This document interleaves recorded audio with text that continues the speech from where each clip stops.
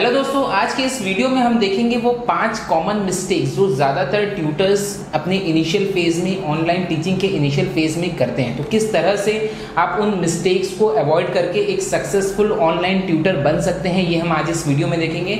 I am Gagan Laddha, director and founder of accent edutech, और accent gate academy के नाम से हम पिछले 7 सालों से ऑनलाइन क्लासेस चला रहे हैं। We have got 55,000 plus YouTube subscribers and 63,000 plus app downloads. तो आज जो हम डिस्कस करने वाले हैं ये कोई थ्योरेटिकल बातें नहीं रहेगी, ये प्रैक्टिकल चीज़ें जो मैंने खुद अपनी लाइफ में एक्सपीरियंस किया है। अपने इनिशियल फेज़ में जो मिस्टेक्स मुझसे हुई है वो सारी चीज़ें हम डिस्कस करेंगे, और उन मिस्टेक्स को किस तरह से ओवरकम करके हमने किस तरह से एक सक्सेसफुल ऑनलाइन एकेडमी इस्टेब्लिश की, वो सारी बातें आज हम इस वीडियो में डिस्कस करेंगे। तो मेरे साथ इस वीडियो के अंत तक बने रहिएगा।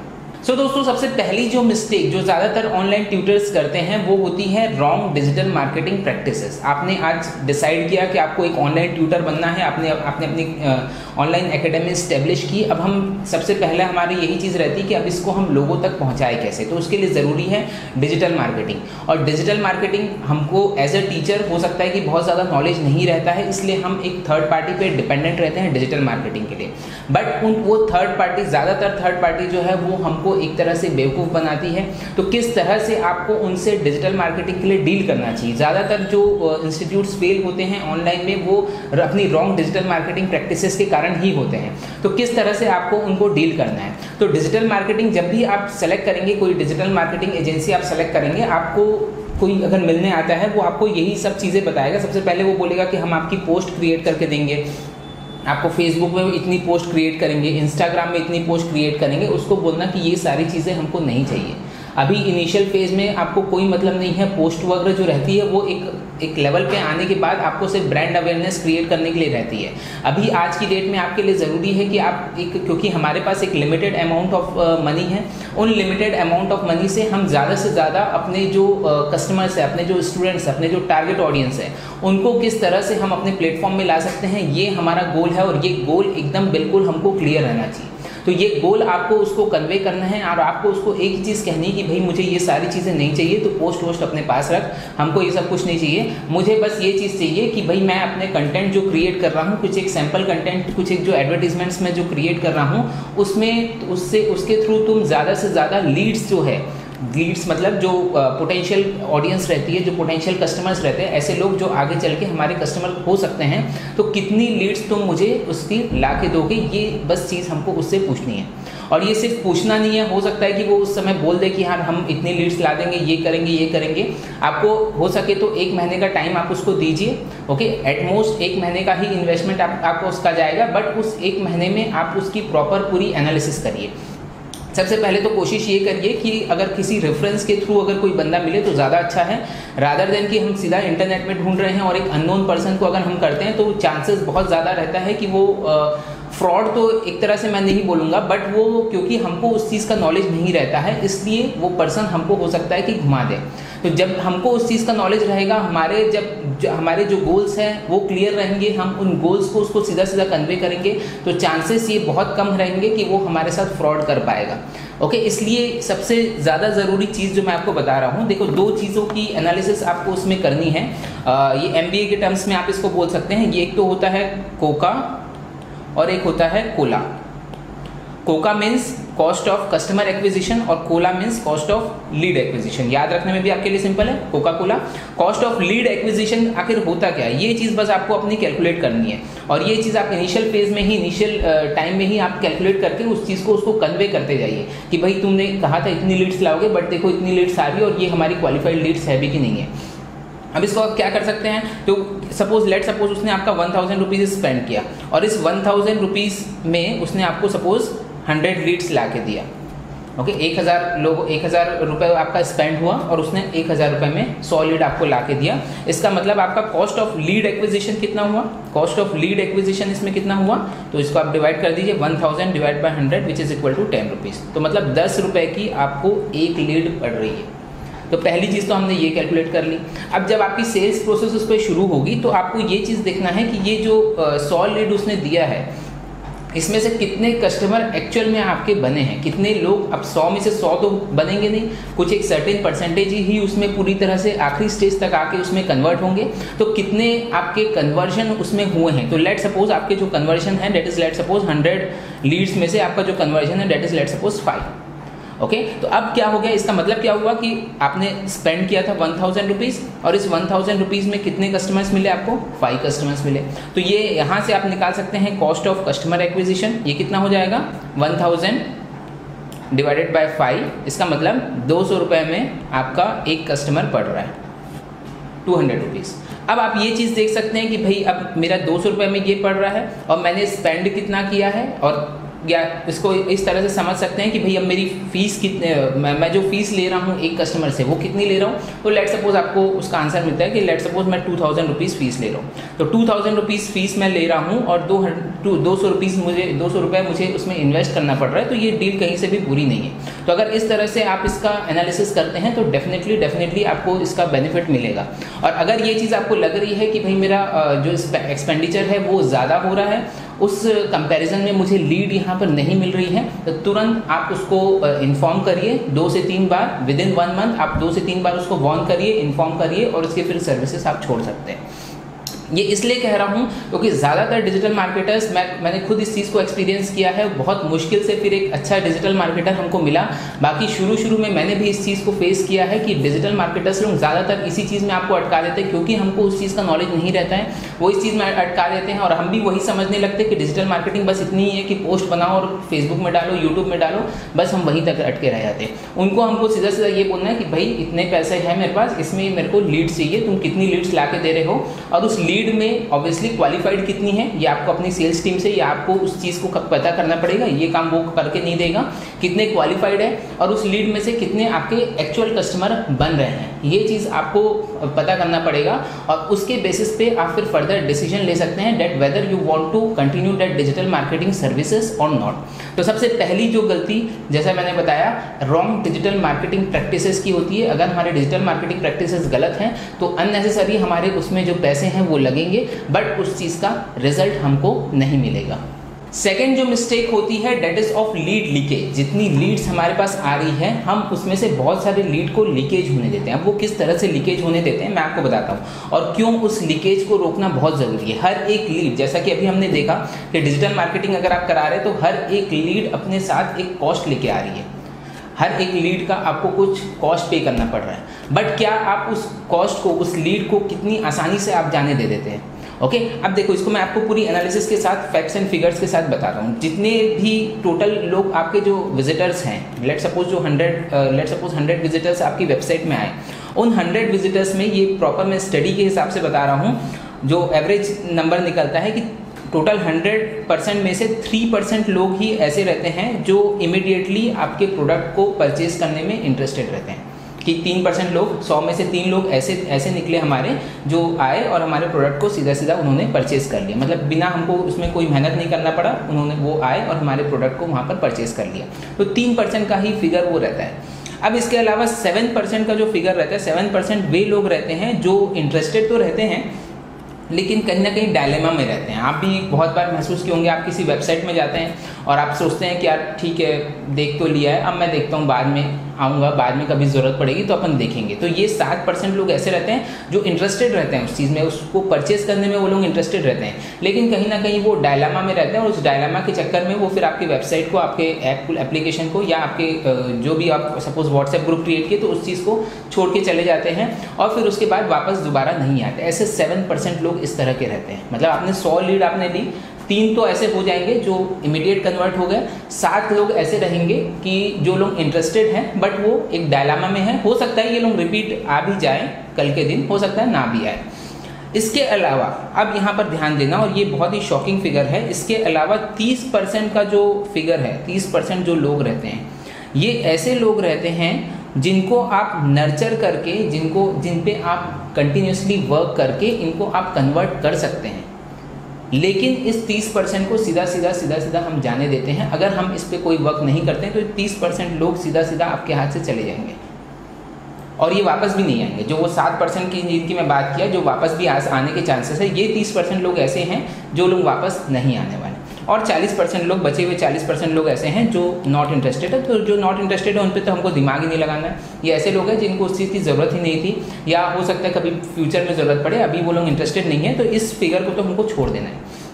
बट जो फिगर काम करने लायक होता है वो होता है हमारा ये 7% और ये 30%, ऑलमोस्ट 37%, यानी ऑलमोस्ट 40% लोग आपको ऐसे मिल रहे हैं जिन पे अगर आप थोड़ा सा भी काम करते हैं, अगर आप थोड़ा सा भी उन पे वर्क करते हैं, अगर आप सेल्स टीम को अपनी बैठाते हैं, या फिर अगर आप कंटिन्यूसली उनको नर्चर में डालते हैं, तो ये लोग आसानी से कन्वर्ट हो सकते हैं। तो अब इस चीज़ को समझो कि आपके जो 100 में से सिर्फ 3 लोग कन्वर्ट हो रहे थे, अब 40% लोग ऐसे हैं जिनके कन्वर्जन के चांसेस हैं। मैं ये नहीं कहता कि पूरे के पूरे 40 कन्वर्ट हो जाएंगे, बट एटलीस्ट हो सकता है उसमें से 50%, 20 लोग, हो सकता है उसमें से 25%, 25 लोग, 40 में से 25 लोग कन्वर्ट हो जाए। तो ये चांसेस रहते हैं कि इसमें से मैक्सिमम लोगों को हम वहाँ पर कन्वर्ट कर सकते हैं, बट उस फिगर को हम पूरी तरह से छोड़ देते हैं। ये कहलाती है लीड लीकेज। और जैसा मैंने बताया, हर एक लीड की कॉस्ट एसोसिएटेड है। तो आप एक तरह से अपनी आपको कर क्या रहे हैं कि आप नया कॉस्ट और डाल रहे हैं। हम कर क्या रहे हैं कि ये 3% पे बस ध्यान देते हैं। ध्यान तो क्या देते हैं, 3% तो ऑलरेडी अपने आप ही आते हैं। तो हम क्या करते हैं, इस बजट को बढ़ाते जाते 100 किए, 100 का हमने 1000 किया, तो जो 3 कन्वर्जन हो रहा था उसको हमने 30 कर दिया। फिर हमारे पास एक ही तरीका है, उस 1000 को 10,000 कर दो, तो जो 30 कन्वर्जन हो रहा था वो 300 हो जाएगा।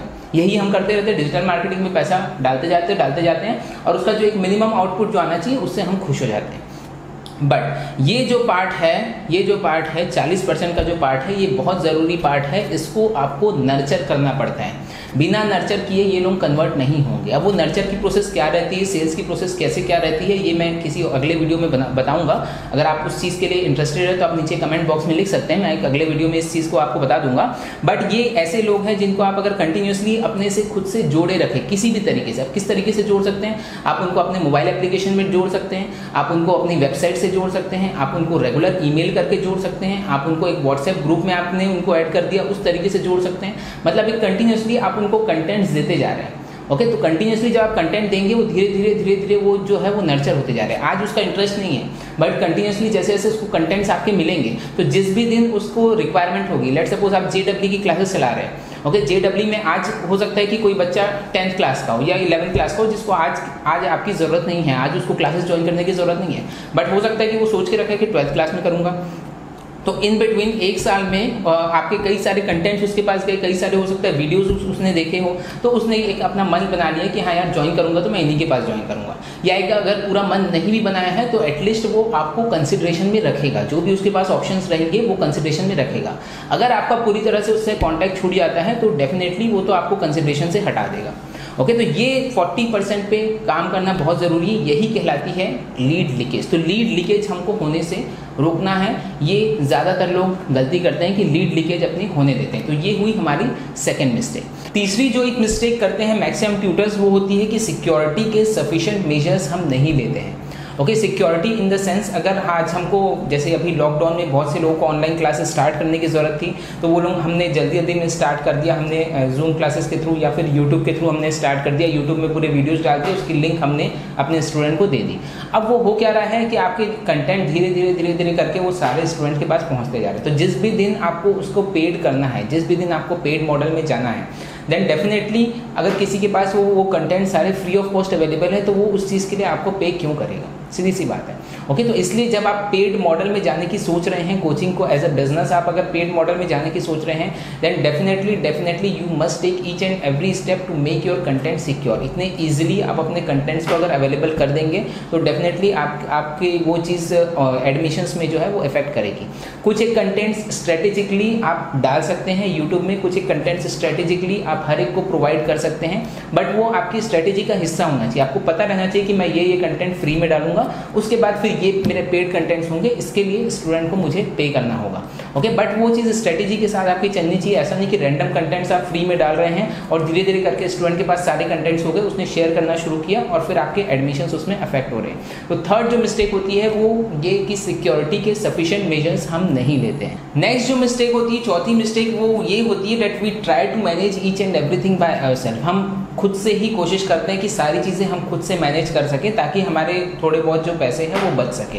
इसमें कुछ गलत नहीं है, पैसे बचाना कुछ गलत नहीं है, बट उस टाइम में जिस टाइम में आप अपनी टीचिंग पे और फोकस कर सकते हैं, जिस टाइम में आप अपने कंटेंट बिल्डिंग प्रोसेस में और फोकस कर सकते हैं, आपको इन टेक्निकलिटीज़ में उलझे रहना पड़ता है। आपको अगर डिजिटल मार्केटिंग की चीज़ें नहीं पता है, डेट्स वेल एंड गुड, आप सिर्फ उसका एनालिसिस करने का, उसके कैलकुलेशन करने का बस आप तरीका सीख लीजिए और उस चीज़ को आउटसोर्स कर लीजिए। आपको बस ये चीज़ चेक करना है कि जो सामने वाला काम करके दे रहा है वो सही करके दे रहा है कि नहीं दे रहा है, तो बस इतनी सी चीज़ आपको वहाँ पर चेक करना है। बट अगर आप सोचेंगे कि मैं ही पूरा डिजिटल मार्केटिंग सीख लेता हूँ, तो वो अपने आप में एक अलग जॉब है, ओके, तो उसमें आपको हो सकता है कि थोड़ा टाइम लगे, बट डेफिनेटली मैं ये चीज़ ज़रूर मानता हूँ कि आपको उस चीज़ का नॉलेज होना चाहिए, एक बेसिक नॉलेज आपको होना चाहिए, ताकि आपको कोई बेवकूफ़ उस चीज़ में ना बना सके, ओके। तो इसलिए पहली चीज़। दूसरी चीज़, ऐसे ही वेबसाइट और एप्लीकेशन, मोबाइल एप्लीकेशन जब हम क्रिएट करवाते हैं तो उसका जो सर्वर हैंडल वाला पार्ट है वो भी हम खुद से करना चाहते हैं, तो उसमें हमारे पास हो सकता है कि टीम नहीं भी रहती है, तो वो फिर हम उसी चीज़ में उलझे रह जाते हैं। लाइव क्लासेस हमको लेना है तो हम पूरे सेटअप में ही उलझे रह जाते हैं कि सेटअप ये होगा, ऐसा होगा, वैसा होगा। तो जो चीज़ आपको लगता है कि आपका स्पेशलाइजेशन नहीं है, बेटर टू आउटसोर्स दैट, ठीक है। आउटसोर्स करने में कभी भी हिचकिचाएं नहीं, बशर्ते कि उस आउटसोर्सिंग में जितना पैसा लग रहा है उसका आपको वर्थ मिलना चाहिए, ये चीज़ सबसे ज़्यादा ज़रूरी होती है।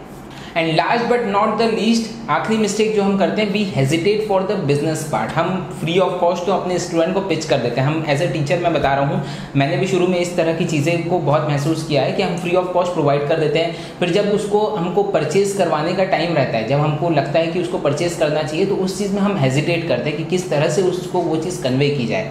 और आपको 3-4% स्टूडेंट इस तरह के मिलेंगे भी। आप सपोज यूट्यूब में आपने कुछ फ्री वीडियोस डाला, फिर जब आपने एक वीडियो इस तरह का डाला कि भाई ये मेरे कोर्सेस हैं, आप इसको जाके परचेज कर सकते हैं, which is a good thing, तो ये आपको बिल्कुल करना ही चाहिए, पिचिंग आपको करनी चाहिए। तो उसमें कई कमेंट्स आपको मिल जाएंगे कि यार ये लोग शिक्षा का बिजनेस बना लिए, ये कर लिए, वो इस तरह के लोग रहते हैं। उस तरह के लोगों को हमको इग्नोर करना है। आप अगर इस फील्ड में हैं, अगर आप ये आपका ब्रेड एंड बटर नहीं है, आप सिर्फ अगर शौकिया तौर पे कर रहे हैं, तो नो डाउट आपको तो फ्री ऑफ कॉस्ट आपको सारी चीज़ें डिस्ट्रीब्यूट करना ही चाहिए, उसमें कोई कुछ गलत नहीं है। बट अगर आप चाह रहे हैं कि इस फील्ड में मुझे रहना है, लॉन्ग टर्म में रहना है, तो कोई भी सर्विस आप प्रोवाइड कर रहे हैं तो वो चीज़ सेल्फ सस्टेनेबल जब तक नहीं रहेगी, वो लंबे समय तक नहीं टिकेगी। तो फाइनेंशियल पार्ट को इग्नोर बिल्कुल ना करें, और इस चीज़ में आप बिल्कुल हेजिटेट ना करें कि मुझे उस चीज़ को पिचिंग करना पड़ रहा है। आप डेफिनेटली आप वो चीज़ डिजर्व करते हैं। आप जो मेहनत कर रहे हैं अपने स्टूडेंट्स के पीछे, उसके आउटपुट में या उसका जो भी रिजल्ट है, उस रिजल्ट को आप 100% डिजर्व करते हैं। तो इस चीज़ को आप प्राउडली उनके सामने रखिए कि भाई ये मेरे फ्री कंटेंट्स थे, इसके बाद के मेरे जो पेड कंटेंट्स हैं, इस चीज़ के लिए आप मेरे मोबाइल एप्लीकेशन में आके आप परचेज कर सकते हैं। इनिशियली आपको लगेगा कि यार कोई नहीं आ रहा है, फ्री में तो इतने आए थे, कोई नहीं आ रहा है, बट बिलीव मी कि लॉन्ग टर्म में वो चीज़ डेफिनेटली आपको बेनिफिट करेगी। फ्री ऑफ कॉस्ट जब तक आप प्रोवाइड करते रहेंगे तब तक ये चीज़ आपकी सस्टेनेबल नहीं रहेगी। कुछ दिन आपने चला लिया, उसके बाद फिर अल्टीमेटली आपको वो चीज़ बंद करनी पड़ेगी। क्यों? क्योंकि आपका भी उसमें कुछ कॉस्ट और आपका भी कुछ उसमें टाइम इन्वॉल्व है। अगर वो चीज़ आप नहीं अगर उसका कुछ आउटपुट नहीं मिलता है तो डेफिनेटली आपको कुछ समय के बाद वो चीज़ बंद करनी पड़ेगी। और जब आप बंद कर रहे हैं तो डेफिनेटली जिन लोगों को उस चीज़ का बेनिफिट मिल रहा था, उन लोगों को भी उस चीज़ का बेनिफिट नहीं मिलेगा। So don't ever hesitate for the business part. But इसमें मैं एक एडिशन करना चाहूँगा कि जितना भी अमाउंट या जितना प्राइस आप उस चीज़ का, आप अपने कोर्स का या जो भी चीज़ आप दे रहे हैं उसका जितना प्राइस आप ले रहे हैं, कोशिश ये करिए कि उसकी एटलीस्ट 1.5 टाइम्स उसकी वैल्यू आपको प्रोवाइड करना है। अगर आपका स्टूडेंट आपको 10,000 रुपीज़ पे कर रहा है तो उसको ये चीज़ महसूस होनी चाहिए कि यार इस चीज़ का अगर मैं 15,000 भी देता तो मेरे लिए कुछ बुरा नहीं था। ओके, तो ये वैल्यू प्रपोजिशन आपको क्रिएट करना अपने चीज़ों में बहुत ज़रूरी है। तो अगर आप इस तरह से भी चीज़ें कर रहे हैं तो भी आप एक तरह से, जैसे बोलते हैं, समाज सेवा ही आप कर रहे हैं। आप अगर 10,000 रुपीज़ लेके भी अगर 15,000 की चीज़ उसको डिलीवर कर रहे हैं, दैन डेफिनेटली वो 5,000 का एक्स्ट्रा आप जो दे रहे हैं वो चीज़ आपको, आप एक एक्स्ट्रा सर्विस प्रोवाइड कर रहे हैं, वो चीज़ लॉन्ग टर्म में भी आपको बेनिफिट करेगा। जब वो स्टूडेंट जिसने कम पे किया है उसको वैल्यू ज़्यादा मिल रही है, देन डेफिनेटली वो अपने 4 फ्रेंड्स को और उस चीज़ को बताएगा। तो वैल्यू प्रपोजिशन अपना हमेशा हाई रखें। बट ये चीज़ हमको हमेशा नहीं करनी है कि हम उसको फ्री कर दिए, फिर आने वाले समय में एक और कोई स्टूडेंट बोला तो उसको भी फ्री कर दिए, उसको भी फ्री कर दिए। तो इस तरह का अगर आपको मॉडल में जाना है तो आप कॉन्शियसली उस मॉडल में जा सकते हैं कि मुझे भाई ये मेरा ब्रेड बटर नहीं है, मुझे कोई मतलब नहीं है इससे पैसे कमाने का, तो आप कॉन्शियसली उस मॉडल में जा सकते हैं कि सब कुछ मुझे फ्री ऑफ कॉस्ट देना है। बट अगर आप इसको बिजनेस की फॉर्म में ले रहे हैं, जो कि लेना चाहिए, अगर आपका ब्रेड बटर उस चीज़ पर निर्भर है, तो डेफिनेटली उसको आपको एज अ बिजनेस लेना ही चाहिए।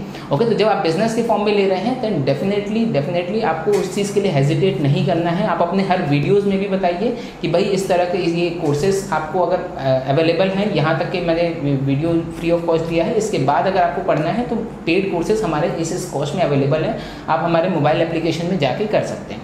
तो ये 5 मिस्टेक्स जनरली होती है एज ए ट्यूटर, जो कि मुझसे भी हुई थी, उससे मैंने बहुत कुछ सीखा और आज एक सक्सेसफुली ऑनलाइन एकेडमी में रन कर रहा हूँ। We are pioneer in the field of this of GATE engineering examination. Okay, तो फिर से मैं एक बार रिपीट कर देता हूँ। सबसे पहली जो मिस्टेक है वो होती है रॉन्ग डिजिटल मार्केटिंग प्रैक्टिसेस की। डिजिटल मार्केटिंग अगर आप पेड फॉर्म में जा रहे हैं तो अपनी पॉलिसीज़ को, अपनी प्रैक्टिसेस को बिल्कुल आप सही रखिए।